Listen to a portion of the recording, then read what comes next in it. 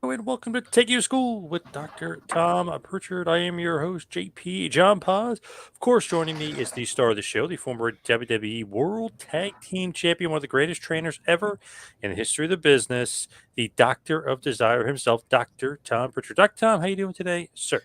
Couldn't be better today, John. Thank you very much for asking. What is going on in the world of the JPWA? Last week of class for the winter session, we have a graduation this Saturday, March 25th in La Follette, Tennessee, SPCW. So looking forward to that. Everybody's excited and ready to go.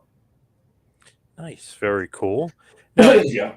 kind of before we get into some other things, I wanted to ask you this last week, and I forgot to ask you, but have you seen that there's going to be gambling or possibly gambling with sports books on WWE and WWE Action? I don't know if you saw that or not. I did. I did. I heard about it. And I don't know how you do that.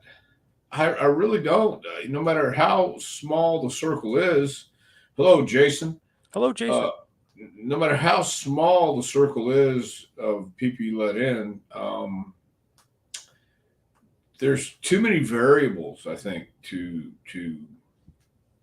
bet. I mean, I got into a discussion with someone recently about football and being a work and stuff like that, and then I talked to someone else who said, that was somebody talking, as a rib. They were ribbing about that, but they were Right. talking like it wasn't a rib, and then people picked up on it and they went, well, yeah, because that would be, I think if football was fixed, we would have heard about that years ago. And that's something I don't think anybody could keep quiet. So same thing with the wrestling. Everybody knows wrestling is predetermined. It's been predetermined. So how do you? I don't know how you say, hey, this is the way it was supposed to end up, but it ends up somewhere else. And then what do you do? I mean, that just doesn't seem like it would. To me, it doesn't seem like it would work to everyone's satisfaction. So With like road agents, hello Ibsen, how are you? With road agents and stuff though, and people working backstage, wouldn't they just like leak it to somebody or leak it to a friend? yeah, Hey, bet on yeah. this guy, he's winning. Why wouldn't you? I mean, what do you mean? I didn't tell them that. It's well, thank you, Ibsen. I think they're all tickled pink. Be graduating, by the way. Um, okay, the King of Kingsport. I think he's excited to see the JP graduation for other reasons this Saturday. He's a sadistic son of a bitch sometimes, so he just wants to come out and watch. Yeah, I know what he's looking for. But anyway, I don't know how you do betting. I don't know, man, because you don't have. There's no way to. I don't know how you secure that. I mean, I don't know how you do it. First of all, I don't even know the first step how it works. What would you do? Like just call in the ring, or like only Triple H knows? He tells the referee during the match, and you call in the ring. That's the only way. I mean, I know that guys used to. Obviously, you would know that better than me, but I guess guys used to do it that way sometimes. What, call it in the ring? Yeah, as far as the finish, yeah, like who's going over. Yeah, that happens sometimes. The referee tells the guys, "Hey, we're switching to finish." It's happened to me twice that I know of that we had to switch to finish because the guy was hurt Oh, right. or Okay. uh, or something. So Edgar Boo Thomas, uh, Louisiana, he went to do something simple and he broke his ankle. He couldn't kick out, didn't want to kick out. And Ronnie West counted one, two. Hey, what are you doing over there? I want five popcorns. Okay. Three. I got to count. You know what I mean? He gave him a long count, but it's like, holy smoke. I don't know. I don't know how you do it. Are they going to do this here in Atlantic City? Well, if it's betting, I guess it would have to be, where would you bet? Like sports books and stuff like that. So it's all over the place.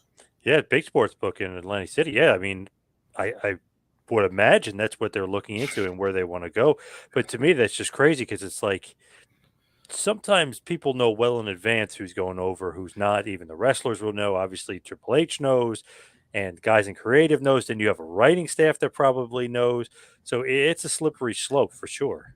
Yeah, I'm baffled half the time of what's happening these days. But um, it's a new culture. It's a different culture than I grew up with, and different culture than I grew up loving wrestling in. So Caesar Sportsbook is big, I think, every place. So Atlantic it'd be City's a cool. big one, yeah. I think it would be cool to do it. I just don't know how you would do it, and I don't know how it would work. It could cause more problems than it's worth, but I don't think that's ever stopped anybody from doing something. Barbara, hello. Sorry I'm late. Hope you're doing well, Dr. Oh, you're Tom. not late, Barbara. We're just breaking in. We're not. We really haven't done a whole lot in the last 5 minutes. 5 minutes and 35 seconds. That is. She's saying that she could have made a ton of money betting on the Body Donnas. Wow. Betting on them losing, maybe. I don't know. Yes, betting on them losing. Thank you, John. I appreciate that. Yes. Or having the stupidest gimmick at the time.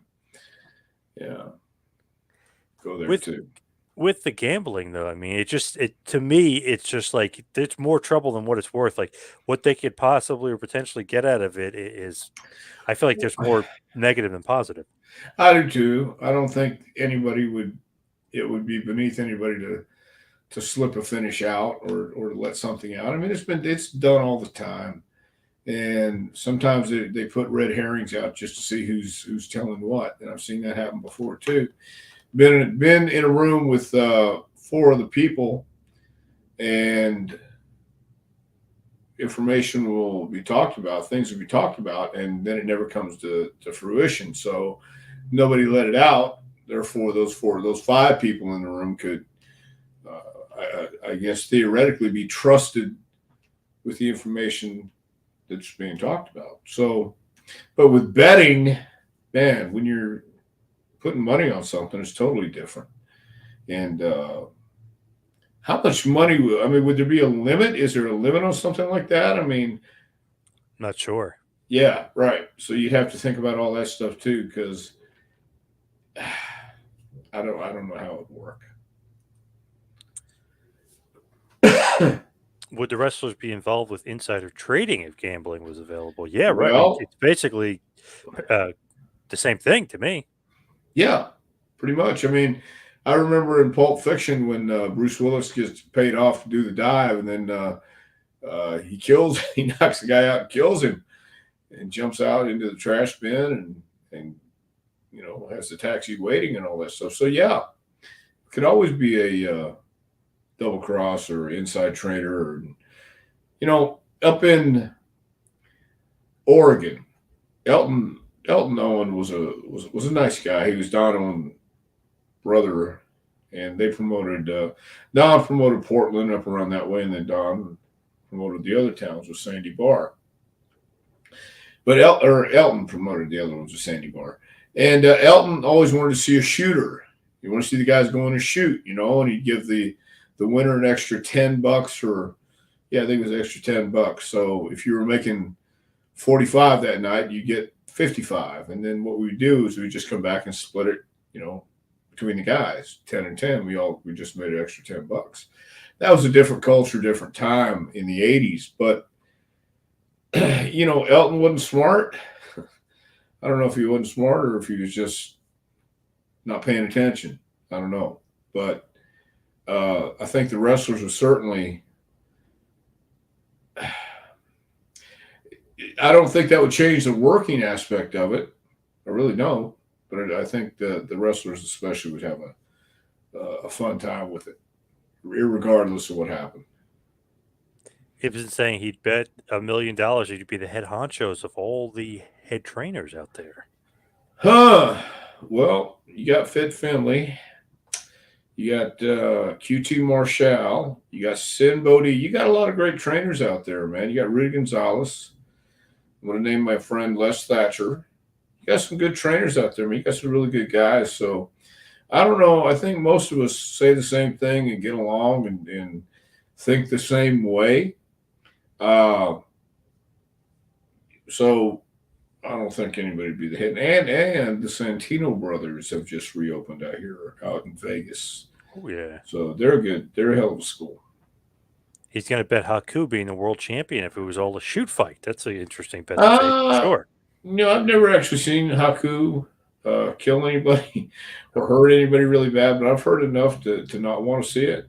he's always been a great, nice guy, and he's one of those guys that I think respect is given, earned, and then got. So Yes. that goes with anybody, I believe. From Chel Bayo, if your kids or close family members said to you they wanted to break into the business, how would you feel and what advice would you give them? If you don't love this business at a young age, don't get into it, because it's nothing but these days, especially, it's a whole different culture than I grew up. And I love the business from since day one. Since the first thing I can remember is professional wrestling, and these days it's not the same. I don't know why anybody would want to get into it other than just to be famous and be seen on the big screen. But there's so many things on the big screen that anybody can be famous. 15 minutes of fame, or on YouTube, or an influencer, all that stuff. It's not easy. It's a tough business, and it's show business, and it looks good on the outside. That nice chocolatey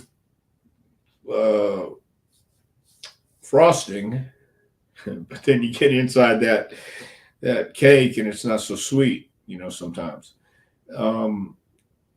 So unless you really love it and dedicate yourself and really want to pursue it, and where you say nothing will hold you back. I mean, even if you have 102 temperature and you need to set up the ring, you don't want to be around people to make them sick, but at the same time, you can't be away. If you don't have that kind of feeling, then I don't know that this is a business. It could be wrong, but if they were my family member or someone broke in, I would say, don't do it unless you love it, and prove that you love it. How do you do that? We'll know when it comes. Great question here. Great statement here from Ragu. Hoping Andy Kaufman turns up to accept his WWE Hall of Fame induction from the Overlord here. That's a great point. I hope so. I saw something. I think it might have been this morning, or it might have been sometime yesterday. I don't recall. But somebody said it's ironic and not just a coincidence that Vince showed up with a mustache. I didn't see Vince with a mustache. Did you? Yeah, I saw a picture circulating online. Yeah, it was weird. Okay, weird. So maybe he's going to be what was Andy's alter ego? Tony Clifton. Tony Clifton. I wouldn't doubt for a minute that they'd pull off something like that at the induction. You know what I mean? That would be awesome. Yeah, that would be awesome. I just saw an awesome picture today. George Napolitano, the great photographer, posted it. His son was being held by Classy Freddie Blassie, and Kaufman was with them, and he had a mustache. So it was like hilarious. I don't know why, but he had a mustache. Well, I don't know either, but could always be. I think they're gonna have something really nice planned. It's in Hollywood, so they can get away with anything, even if it's a hologram, even if it's something like that. Yep. Hopefully, Jerry Lawler is in good health, enough to be there too. I hope. Oh my God! You know what? I just assumed he was, and then again, I forgot about his health. Yeah. So Jimmy Hart, obviously should be there too, but hopefully Lawler. I agree. Yeah. Were you surprised to hear that he was inducted into the WWE Hall of Fame, or no? No, I was not. I thought Andy Kaufman deserved to be in the Hall of Fame for a long, long time, and even Cyndi Lauper agree. I agree, yep. But in Hollywood, Andy was the guy out getting on the promo saying, "I'm from Hollywood. I'm the smart guy. Here, my brain's in here." That kind of stuff. So he's from Hollywood. You get these people away from me. I'm from Hollywood. Remember that? That's right. That was so great. It makes sense, And Cyndi wasn't from Hollywood. Cindy's from Connecticut or somewhere. Right. Somewhere. No, Northeast. Yeah, that accent. Northeast. Yeah. Oh boy. Yeah. But that was great though, Kaufman. Don't touch me. I'm from Hollywood. That's right. Yeah. That's right. That's why I think Hollywood's a perfect place for it. Barbara wants to know, wasn't Killer Kowalski a trainer as well as Dominic Denucci? Yes. He was. Dominic was. Killer was. And both were very nice men. Both had a really great disposition when it came to teaching. And I think it all came down to they realized they can only do what they can do, and the rest is up to whoever wants to do this. We can't make you have passion. We can't make you want to do this. That's why if anybody asks me, even if you weren't from my family, what do you, my first question is, why do you want to do this? What's your purpose? I mean, what are you looking to travel? Are you looking to be famous, or what is it? I mean, to me, when I first saw it, it was really small in a TV studio, and it was just, it intrigued me for some reason. These guys were doing the things they were doing, and I couldn't think of anything else. And nowadays, it's presented entirely different. It's got more bells and whistles and extravagant, and it should, no doubt, it should be in a grand spectacle. It should look the part. It should be magnificent and make you want to do it and shine bright. But then you have to understand, you have to get this before you can get this. And a lot of people don't want to go through what you have to do to be great, or to at least accomplish your goal. You don't understand that there are dues to be paid, whether we call them that or not. There's still dues to be paid, no matter what you call them. Taking somebody to the airport, bringing them back, staying up till 3 a.m. until stuff needs to be done, getting up the next morning at 6. It's not a lot of sleep, if any. You know, there's things that people look at and say, oh, shit, no, I can't do that. I got to get my sleep. Okay. In the process of being great, look and see how many things go into it. Just look at what it really takes. And Killer Kowalski, Dominic, Denucci, nice men, and they knew how to deliver the message for that day and age. But they also had people who respected the business in that day and age. When you came to a wrestling school, or when you broke in the 70s or the 80s, they checked you for respect. And the guys demanded respect. And that was something some guys got, some guys didn't. Some guys got drummed out of the dressing room. Some guys had their bags physically taken out and said, no, you don't dress in here. So, new day, new culture, new business. Murphy wants to know, Dr. Tom, would you please stay on Saturday and watch my match? Thank you for your expert opinion. Are you going to stay and watch Murphy's match? I will watch Murphy's match anytime. I actually like Murphy, man. He's a pretty entertaining guy. He's bigger than he looks when you stand next to him. He's got a future ahead of him for sure. He's one of the matches I'm definitely staying to watch for. Well, of course, unless you're on last. That's a joke. He'll be on last. Okay. That's pretty good, though, that you're going to stay and watch Murphy's match, though. It says a lot for Murph. Well, I've watched Murphy's matches before, though. Nice. Yes. From Mike, thoughts on Conrad Thompson, the Alabama Dream? What are your thoughts on Connie? I like Conrad. The Alabama Dream. I like Conrad. Conrad's a good man. Great guy. I know him a little bit, obviously not very well, but I know him. I interviewed him a bunch of times, talked to him, off air, quote unquote. Great guy, nice guy. Always gives you advice. He's a smart guy. He knows the mortgage business very well. Knows the wrestling business very well. Very nice guy. Very well. Yes, he does give you advice. I tried the nice guy. Yes. Here's a good one for you from J Hood Radio. I'd like to talk to Tom, which we've talked about on the show before. Great angle here from Continental. He's saying it's one of his favorite angles of all time. How was that angle put together involving Gordon Soley? That was when the Fullers had sold to David Woods in Montgomery, Alabama. Eddie Gilbert came in as the booker, and the Dirty White Boy and I had been working a program together for the Alabama title, and we were just kind of flip-flopping back and forth. And so Eddie had said to both Tony and I, come up with something for an angle for this thing. We can do something with it. What do you guys have in mind?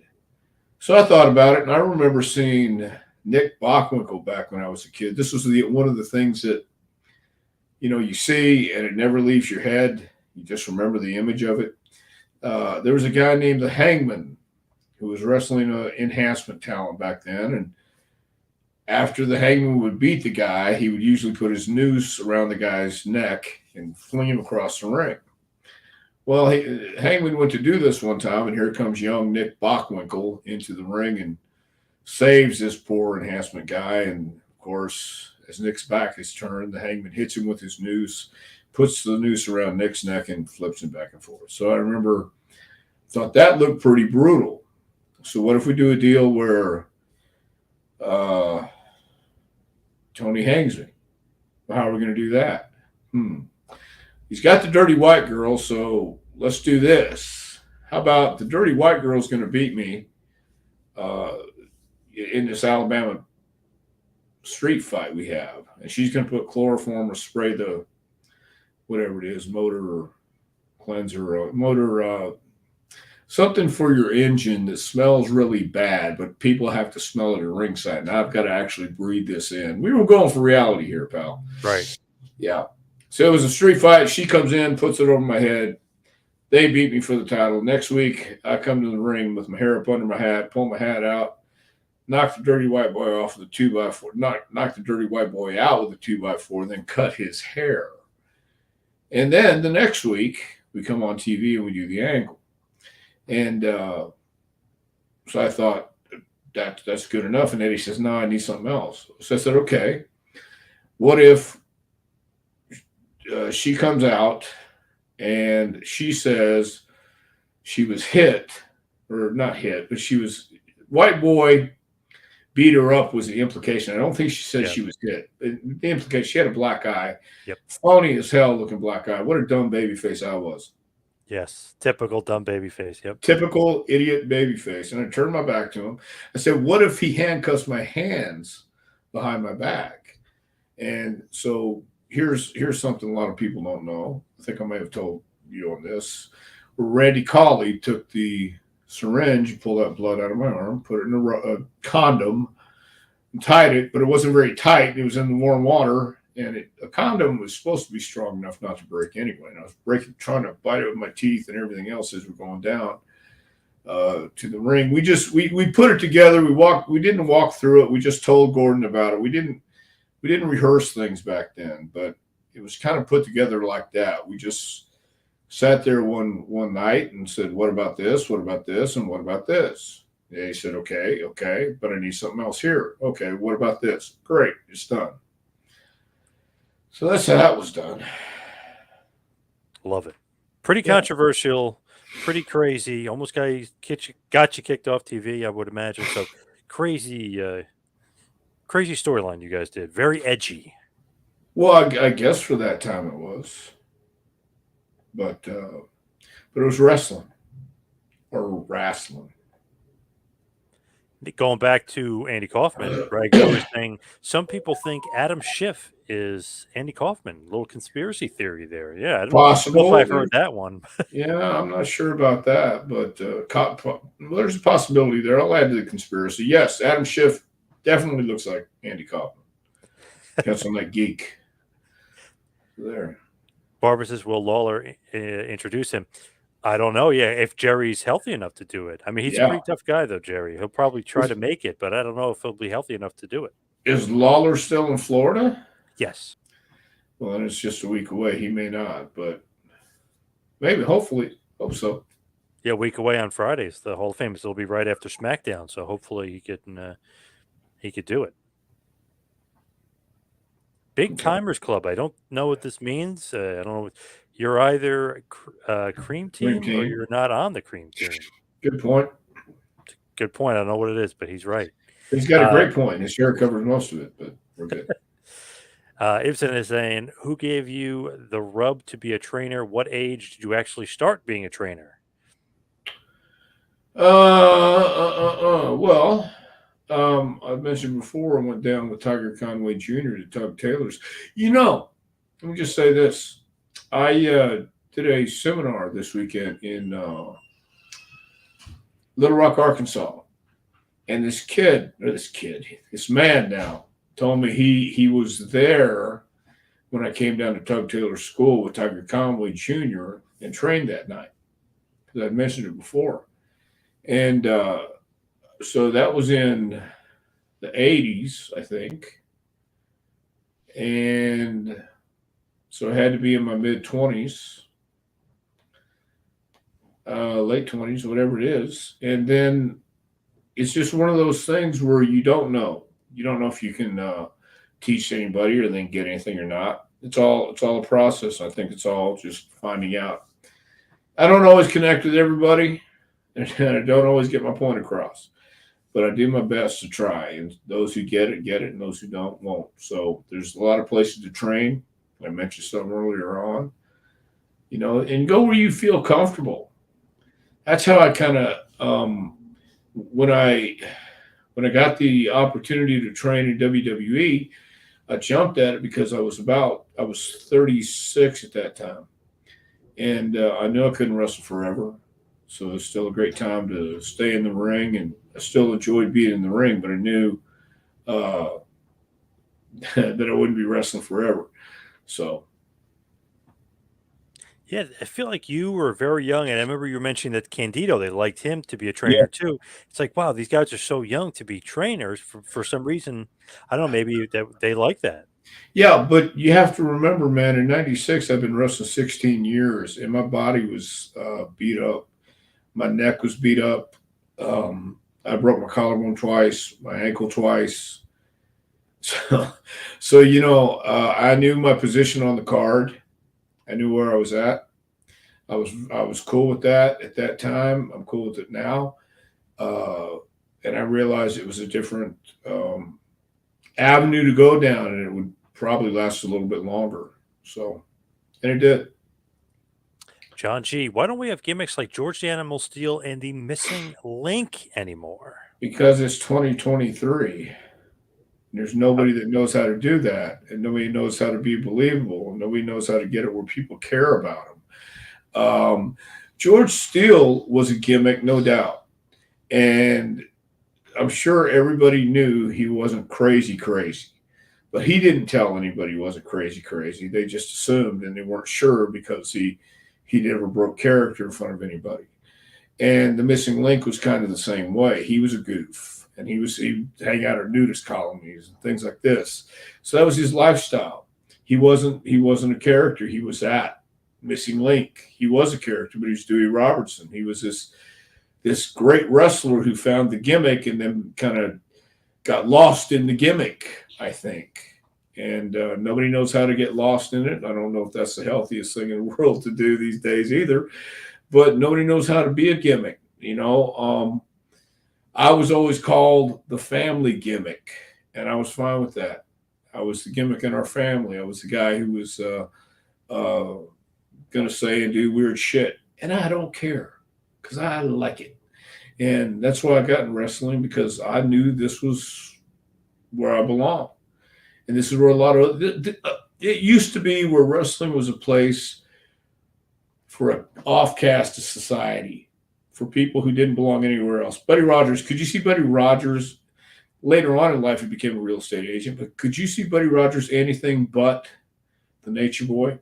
Could you see Ric Flair anything but the Nature Boy? Could you see Tully Blanchard? I mean, I see Tully now. I have a totally different outlook on Tully than I did when I first met Tully. But during that time of his life, he was Tully Blanchard. He was that guy that people love to hate. So that's why there's no gimmicks anymore, because nobody knows how to be a gimmick. They want to get on social media and dispel any rumors that they might be a gimmick. And they want to tell you, hey, listen, we had a great match. I want to thank my opponent and all the Academy as well for recognizing my great match, that we worked so well the other night. Boy, that one spot really got us. Ha, ha, ha, ha. The hell? They didn't have that back then. And I know it's 2023, and I know it's a different world. And that's why we don't have gimmicks anymore. So. Hollywood guy, Mr. Prichard, do you have any Take the T out of Prichard and put it on your back at Pro Wrestling Tees. Sorry, Mr. Hollywood guy, $5. Any regrets while you were wrestling? Anything you felt bad doing or missed the opportunity? We all have, I'm sure. Yes, a lot of regrets. A lot of regrets in wrestling. But as I've got older, I've learned to come to accept that's life. We all do things that just we'll never do ever, ever, ever. And all of a sudden we wind up doing. So yeah, have a few regrets, but then again, too few to mention. Thank you very much. Ragu saying Sidney Lauper should be in the Hall of Fame. Sure, I Barbara agree. saying don't forget that Andy was from Hollywood. We did. Tony, we loved to hate Andy. He was so good at getting under your skin. I totally He agree. he was one of those guys. Talk about a gimmick, but those are the kind of gimmicks I loved because they made you feel uncomfortable. You weren't sure where they were going with it, and they stood the heat. They took the heat. And reading The Great Gatsby or taking your audience for milk and cookies. Get on the buses and let's go for milk and cookies. What? Sit down and eat a bowl of ice cream. He got fired 3 times, I think, or twice, whatever it was. And then he finally got to do the act and put it on YouTube. So, eating ice cream in front of an audience and then saying thank you very much and walk off stage. What kind of act is that? What kind of act is that? But I would be amazed and impressed. Yeah, I was just watching one thing with him, and he's like, I don't know why you guys are laughing, and they're like kind of right, chuckling, and he goes, you guys are laughing when you're not supposed to be laughing, right. and then you're not laughing when you are supposed to. He's like, I don't get you guys, And he and like walked off. see, yeah, and then he walks off, but the crowd gets so uncomfortable. It's great. Yeah. Yeah. And it was the same thing when he was on David Letterman early morning, and he had the Vaseline, looked like he had snot under his nose, and he hadn't slept, and he hadn't brushed his teeth, and he hadn't showered, and you could see it on TV. It oozed off the screen, and Dave was trying to say, hey, you want to wipe your right here? People are eating breakfast. Yeah. It's a morning show. People are eating breakfast, and maybe. Yep. So he kind of wiped it off, and then he gets up and sits in the stool and starts saying, he met his wife at a club. She was a waitress, and now they're separated and divorced, and I need money. She's taking all my money, and he goes, and people are starting to throw change at him. Well, his manager is sitting in the crowd too, Shapiro or whatever his name was, I think it was, and he's the one who starts it, and they make sure they have somebody in the audience to start whatever he needs to start or whatever he wants to do. So it was well concocted, very well concocted. He's the best. I thought so. Intergender champion, yes, was an awesome gimmick. Yeah. Andy Kaufman definitely deserved the induction, says Randy. Totally agree. Yep. Blake, I want Zip in the Hall of Fame. Blake, I want Zip to be 6 feet under. I feel like Skip was better than Zip. I could be wrong on that, but yeah. Skip was better than Zip. Matty R. Was Dr. Tom a fan of the TV show Taxi, of course? Yes, I was. Starring Andy Kaufman. Yes, of course. Good show. Very good show. I loved Christopher Lloyd on that show. Yes, Christopher Lloyd, and then the counterpart to that would be Kramer on Seinfeld, I thought. Yeah, very true. Yeah, yep. Yeah. So Harley Race used to wash Happy Humphrey with a brush and a garden hose. Is that true? Yeah, that is true. And Harley wrote about it in his book. I think, again, a different culture, different place. That was when you had Freaks and Geeks and the McGuire twins and George the Blimp Harris and Happy Humphrey, Haystacks Calhoun, George Cannon, all those big blimp guys. They found their way into wrestling. Jack Pfeffer had a lot of freaks and geeks under his umbrella when he was promoting in the 40s and 50s.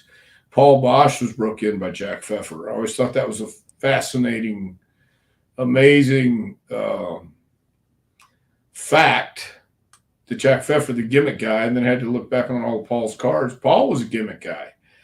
He brought in gimmicks all the time, but he also brought in Johnny Valentine, Wahoo McDaniel. Malenko was a gimmick guy. Jose Lothario was just this rough, tough Mexican wrestler in Texas that was authentic enough to where people got behind him. Then you watch Jose's stuff, and you see how clean and crisp it was during that time. But again, it was being presented differently. It was being sold differently. The people who came were different. A lot of those people who came every Friday night or whatever your wrestling night was, if you came every month or every week, people saw you as a wrestling fan. And that wasn't always a kind compliment. Oh, you like that wrestling, that phony stuff, that fake stuff. Well, yeah, I do. And I tell you what, if you came and saw these guys fight and where we saw them, they were throwing some haymakers, man. And some of them connected. Some of them got their lips split. Some of them got their eyes split. But some of those connected. And a lot more connected than didn't. It was a different pace. You couldn't do a Johnny Valentine 60 minutes these days because John took a while to warm up, and everything he did meant something. So when Johnny Valentine hit you, he'd hit you with this big club, and it wouldn't be in the mouth, it wouldn't be in the nose, but it would be somewhere where you could see the mark and the welt come up on the guy's chest or on his back or wherever he got hit. And that's when they cared a lot more about authenticity than some might do today. Did Prince Albert ever show up to your school, or does HBK and the WB not allow him to show? Of course, Matt Bloom, that would be. Matt Bloom, no, I don't know if they would not allow him to show. We've had Edge come by. We've had FTR. We've had, Sheamus, Beth Phoenix, Sasha, Natalya, Bailey, Natty. So I've already said Natalya, but Natty Neidhart. Sinbo D, who goes to the PC quite a lot. Rudy Gonzalez, who trained guys at Shawn Michaels School when it first started. No, I don't think anybody would allow or say you're not allowed to go. I think Matt's just been kind of busy in Orlando. Speaking of Bailey, from Good Day, Bailey said that she suddenly got interested in becoming a wrestler and wasn't a fan before then, and recently complained that Lita and Trish are stealing the spotlight from the current roster. What do you think about Bailey? Did she do that? Well, on TV, that's her gimmick. She's a heel. Oh, well, then that's her gimmick. I don't think she feels that way at all. I think she realizes what Trish and Lita have done for the women's division. I just from the small amount of time I've been around her, I don't believe that a bit. I believe she's working. That's what I believe. Ultra Kami, I challenge AOC to a man's death match. Wow, that would be quite the match there. What is a man's death match? I was going to say, as opposed to a Texas death match Chicago Street Festival? Yeah, that's weird. From Cat McLean, any good memories, of the Bomber Motel in Portland, Oregon? All of them. The Bomber was like the Falcons Rest in Atlanta, one of the places where all the boys stayed. And the Bomber Motel was great for a young guy just starting out and wanted to experience everything there was to experience in Portland. And it was actually in Milwaukee. It was right outside of Portland. But great place, had a big B-52 bomber over these gas pumps. And then they had about I was in cabin number 2, but they had about 20 cabins, or maybe more, maybe 30, in a horseshoe like. And everybody was kind of, you could walk to everybody's door or cabin or whatever and visit and get a ride or do whatever you needed to do. It was a lot of fun. I loved the work. I really did. I love Portland. It's a lot of fun. Do you ever get hassled, recognized in hotels or airports? You know what? I got to tell you. this weekend in Little Rock, a lady asked me. She said she was taking me to the airport, and she said, "Do you ever get recognized?" And I said, "No." So we got to the airport on Sunday to change my flight because we had a whole big mix-up. And one of the ladies said, who was helping me, this lady and her son came in with me, and they left me at the ticket counter while they went to go get coffee. So this lady's over here helping me. And we can't get this flight in because my flight from Little Rock will be delayed. Therefore, I get in Dallas an hour after my flight would have already taken off. So I either stay in Dallas or I stay in Little Rock. And I said, I'm going to stay in Little Rock because I'm going to go out with these people I hung out with all weekend. Well, she says to me, "Hey, maybe to take a load off your shoulders, has anybody ever told you you look like Sylvester Stallone?" No, no one's ever told me I look like Sylvester Stallone. Okay. So her son and this woman who took me to the airport come over to the counter where I'm at. And I said, "Hey, would you tell her what you just said?" So she tells her and she laughs because she just asked me, have I ever been recognized? But no, now I've been called Sylvester Stallone, or I look like Sylvester Stallone. So she gives my ticket to a guy who comes over to help. As we're going through this process, the guy says to me, "Are you related to Bruce Prichard?" I said, "Now, wait a minute. You've been helping for the last 20 minutes on my ticket, and you're just not coming up with this?" I said, "How do you know Bruce Prichard?" He said, "I'm a wrestling fan." I said, "Okay, cool." So he didn't know me, but he knew Bruce. And they were there for that too. And I said, "See, this is how it works." Yeah, So, nice. So that's how it was there, Murphy. It was, yeah. I know Rhea Ripley, she was recently pissed off that people were asking her for autographs at the airport and stuff because they're not just fans. They're people that, like with Rey Mysterio, they want you to sign 17 items and they have it on a board and they got this and they got that. They don't just want a picture with you. No. They want 17 autographs. Yeah, it takes one guy to ruin it for the rest, or 3 or 4 to ruin it for everybody else. So, but nobody was bothering me and anything like that. These are the employees, and I was telling them, "Look, I haven't been on TV in over 30 years, and occasionally in Knoxville, occasionally, but you're talking old school Smoky Mountain fans."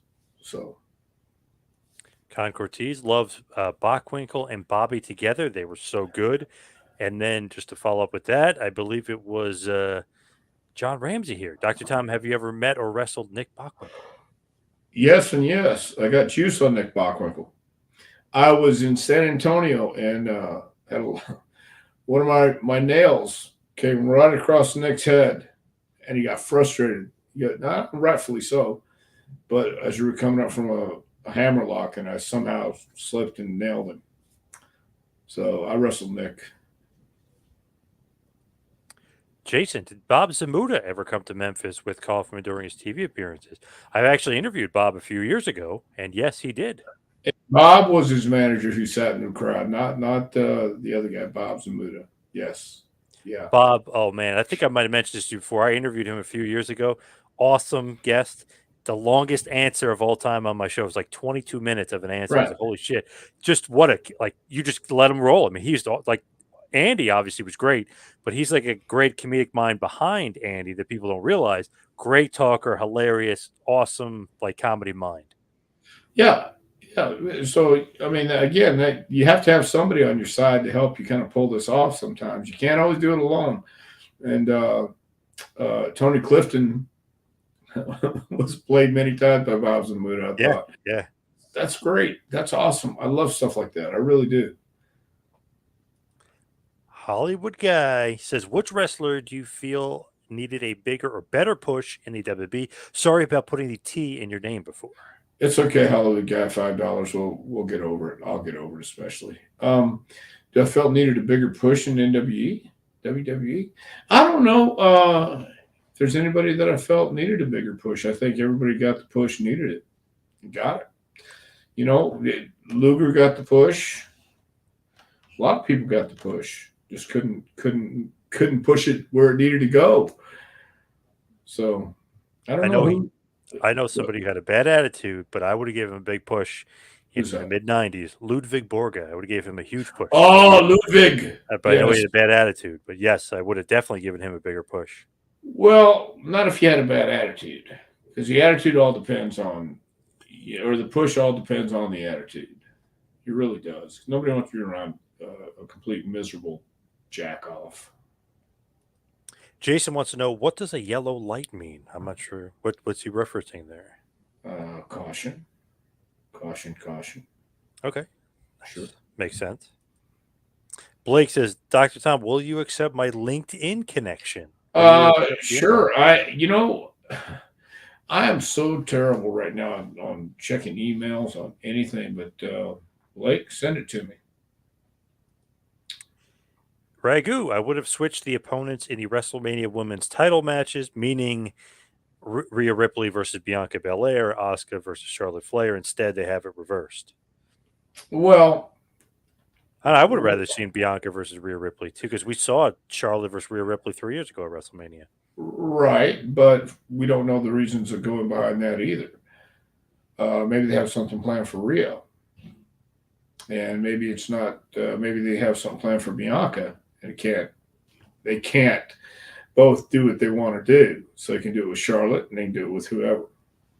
Who's Bianca working with? Asuka. Okay. Yes. Well, so there you go. And then maybe Rhea and then maybe Bianca later. Who knows? Yeah. At some point, you have to say, okay, we're going to go with this. Because everybody else will say, well, what if we go with this? Well, that's great, but maybe we go with this first. Yeah, but what if we go with this? Yeah, but we got to do this first because we want to build her bank account so we can take some out of here and put some over here. So I don't know. From Randy Hawkins, Dr. Tom, do you know about classic wrestler, the Mormon Giant, a.k.a. Don Leo Jonathan? He was born where I live in Hurricane, Utah. Yes, I do know about Don Leo Jonathan. He and brother Jonathan came to Houston a couple times. But it used to be the big match, I believe, up in Quebec between Andre and Don Leo. Don Leo Jonathan was a giant. He was that deep sea diving kind of guy, too. I remember seeing those in the magazines and hearing about him, and then seeing him come to Houston. With brother Jonathan, just a big guy. Yeah, I always heard stories of the legend of Don Leo Jonathan. I don't see too much of him actual wrestling, but I believe you can find some of his stuff on YouTube, I believe. You probably could. Is he in the WWE Hall of Fame? Do you know? Oh, I don't think so. Maybe in like the Legacy one. I think he might have been in the Legacy one. I do. I think he is in the Legacy. Speaking of Portland, obviously we were talking about Portland or earlier. Did you know Playboy Buddy Rosewell, Billy Jack Haynes? ? Yes, and yes, I did. Buddy was a lot of fun. Billy was different back then, which I like different. And I recently saw Billy, maybe 3-4 years ago now. I think we talked about this before. Yep. At the arena. When was that? 2 years ago? 3 years ago? Yeah, I think it was 3 years ago now. Yeah. Okay, 3 years ago I saw Billy there, and and he was Billy Jack, and I think he's gotten wiser over the years and understands what people expect from him now. You know, some guys talking about gimmicks earlier. Some guys just want full bore gimmick. I think Billy went full bore gimmick. You know, with all the accusations with Vince and all the crazy stuff going on. And then I saw him at the arena, and he wasn't crazy. Well, he was crazy, but he was fun to talk to. And Buddy Rose was crazy. I like Buddy. If we see Dr. Tom in the bar, what drinks would we send him? Well, I'm not I'll take that back. How about a Tito's with cranberry? Don't know what it is. Okay. Yep. Sure. Hey, Phil is here. Hello, Phil. Hello to Phil. all. Outstanding. Nice. Jason before was saying the yellow light caution Reverend Jim from Taxi. Very nice. Okay, I can see that. Taxi reference, nice. Very nice. Barbara wants to know, is Luger going into the WWE Hall of Fame? I don't know. I heard that was a rumor. He deserves it. He should go in. Yeah, Luger definitely deserves being in the Hall of Fame. He should have been a while back. This is a great question, and this kind of comes from last week as well. Why didn't Cloudy get a bigger push? Well, I think it was after he came in and got Chris and I in front of Vince to say that we were going to quit if he wasn't brought on. We were going to quit right there. And so they wanted to give him a bigger push, and then he went in and said he had to get rid of us. And he was sick and tired of being next to us in our corner. So they said, well, we can't do without the BDs, so you have to go, Cloudy. And Cloudy was gone, and we were shortly out after that. Poor Cloudy. What a legend. Poor Cloudy. What a legend, yes. Buddy Rose said he only weighed 216 pounds. Is that possible? It's possible. It's possible. 216? Sure. Oh, sure it is. Look at him. He's a svelte 215. King of Kingsport, Bo James. Don't send Dr. Tom drinks. He will probably puke. Wow, is that true? I don't believe that's true. I believe Bo James is telling stories. What is Bo talking about there? What is he? I have no. I have never puked in my life. Really? Wow. Yes. How is that possible? What's possible is done. What's impossible will be done, John. All right. That's how it's possible. You just do it. You don't do. You either do it or you don't. I mean, look. People can say what they want, but the facts are the facts. I wonder what Bo is really getting at there. That's interesting. I think Bo just wants drinks sent his way. That's what I'm saying. And send him a daggum PBR and a shot of that cheap ass whiskey. He likes Boilermakers. PBR and whiskey. Randy Hawkins, $10. What's all this $5 and $10 stuff? I don't know. This is getting crazy here. It says it feels like Cody Rhodes' current might push. Be the same person here. Hold on, I'm starting to figure something out. All right, here. Yeah. Good. His current push feels like the Hogan push when I was a kid. Dr. Tom, would you agree? I feel like when I watched Hulk, my 6-year-old son, he loves Cody. Well, maybe it is, but at the same time, Hulk came right in and was a different push. This is a push that has some authenticity to it, and I'm sure Hunter has a great deal to do with it too. Dusty Rhodes never won the big one in WWE. He won it in NWA. Yep. Cody's already won the NWA belt, so he can come in and win this belt too. I'm going to call it a belt, even though he's supposed to call it a championship or a title, but it's a belt. And he's going to come in, and hopefully he's got a great story to it. And no matter how you want to look at it, he's always going to be compared to his dad. I don't know about so much his brother, but it's going to be his dad. And, Cody and Dream had a different relationship than Dustin and Dream. But it's a great story. It's authentic as hell. It's going to be probably emotional as hell for him. And I can only imagine going into that match how he's feeling. And can imagine how he's going to feel coming out. So it's going to be great. And I can see most of the kids are really loving Cody these days.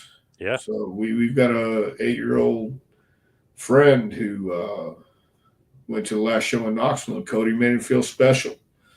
And my wife made sure to tell him that at Bruce's birthday, how special he made him feel. So doing a good job, man, but it's not a bad thing to be compared to the Hogan push, that's for sure. Man, I feel like he's just been on fire. He's over with the adults too, but I was at a house show about 2 weeks ago. Man, his merch was selling like crazy. At the intermission, he had beaten Finn Balor in a very good match. And then in intermission, he went around ringside, I'd say for about 15, 20 minutes. And he was taking people's cameras and he was doing the selfies. Like he was like, hey, come over here. So he was signing their autograph, taking selfies. I just that went a long way with me. I was like, wow, this guy's like the ultimate baby face here with this crowd. They were eating it up. They were loving him. It doesn't take much to be that, It really Yeah. doesn't, but it takes something to do it. It doesn't take much. I mean, just be that guy that they can reach out and talk to. Be that guy that is that guy. Hogan for the longest time was that guy. He would go to the hospitals and see kids. Yeah. And he would shake hands with kids, and he knew where his position was and how his standing was. It's talking about the Ultimate Warrior a few weeks ago, and I said he was a jerk backstage. Not to me personally necessarily, but to people that really couldn't do anything for him, or it wasn't beneficial to him. But it just it doesn't take any extra effort to at least be nice when you know your position on the card. If somebody wants to come over and say hello or say something, I mean, why can't you be nice? That was my point with the Warriors. I got some kickback on that one too. I thought, oh geez. Oh yeah. Yeah. But Hogan, I've been to a bunch of signings with him. I mean, people in wheelchairs, he'll come out where he's supposed to be seated, and he'll come all the way around. He'll come out after it's over. He tells them to stay afterwards, and he takes more pictures with them.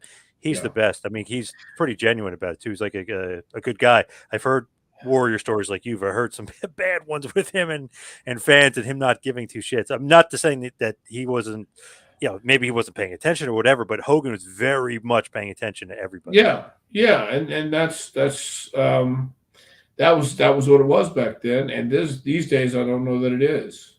I don't know that there's anybody like that, except from what I've seen with Cody and heard about Cody. And John Cena was like that. Yeah, John Cena, and but Cody has won me over in what he's doing, how he's doing it. So, I think it's going to be a great. I really do come to think we haven't talked about it, but I think it's going to be a great WrestleMania. I really do, and I think it's the main event's going to be off the charts, and the main event by Cody and Roman Reigns. I really do. Yep, totally agree. I'm into it. I'm down. Barbara wants to know, how do we get the book? And Andy Kaufman went undefeated after reading it. Wow, I don't even know if he was alive for that, but maybe that's true. It is true. You can get that book at jpwrestlingacademy.com. Just hit the training tab up at the top, and that book will come up. That's jpwrestlingacademy.com. We also have our spring session coming up if you want to join and get 12 weeks of nothing but fun and relaxation. Phil is rooting for Roman. Thank you to Jason. Thank you, everybody.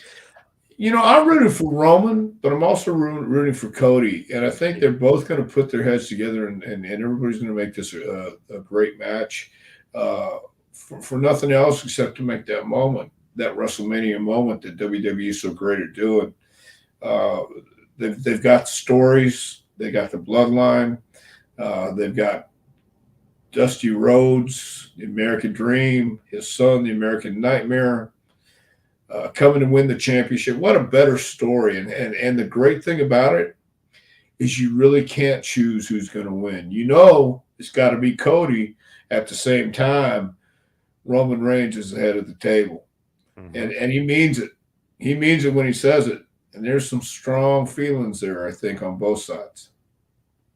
Of course, you can follow me on Twitter and Instagram at 2Man Power Trip. Check the website, tmptempire.com. You can follow Dr. Tom on Twitter at Dr. Tom Prichard. Go to Pro Wrestling Tees, ProWrestlingTees.com if this is the Dr. Tom store or the JPWA store. Dr. Tom, what else you got going on? We got our last week. We got a big graduation coming on March 25th, this Saturday night. So anybody within the sound of my voice, if you're in the range of Knoxville or La Follette, Tennessee, come see us at the SPCW Sportatorium this Saturday night. Man, it should be great. I'm gonna watch Murphy's match Saturday. I think the King of Kingsport's coming. I think we're gonna have some other special guests. So it'll be great. All right. Thank you, everybody, for all your questions. Thank you, Dr. Tom. Thank you, everybody for listening. See you right back here next week for a little Take It to School with Dr. Tom Prichard. We'll see you next week, folks.